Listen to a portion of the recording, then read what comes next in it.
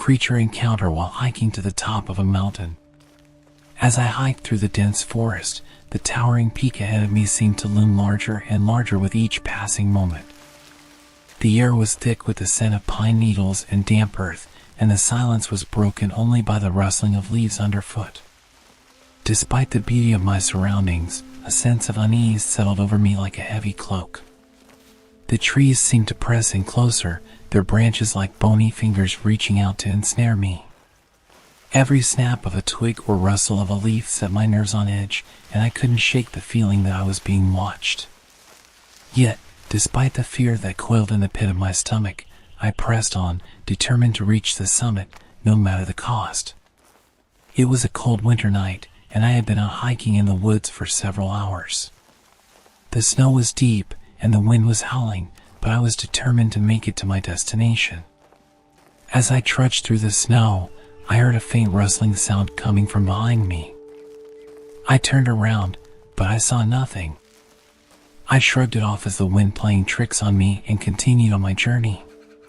However, the rustling sound persisted, and it was getting louder with every passing moment. Suddenly, I saw a dark figure moving through the trees. It was tall and lean, with long arms and sharp claws. Its eyes glowed in the darkness, and I could feel its malevolent presence even from a distance. My heart was pounding in my chest as I realized that I was face to face with something that was not of this world. The creature moved closer, and I could see that its skin was gray and mottled, like the bark of a tree.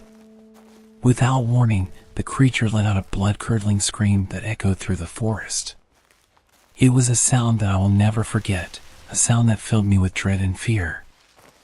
I tried to run, but my legs felt like they were made of stone. The creature was upon me in an instant, its sharp claws tearing through my clothing and piercing my flesh. I screamed in pain and terror as the creature dragged me deeper into the woods. I knew that I was going to die, that this was the end. But then, just as suddenly as it had attacked me, the creature stopped. It looked at me with its glowing eyes, and for a moment, I felt like it was trying to communicate with me. And then, just as quickly as it had appeared, the creature disappeared into the darkness. I was left alone, bleeding and scared, but alive. To this day, I still don't know what I encountered in the woods that night. But I know that it was something otherworldly, something that defies explanation.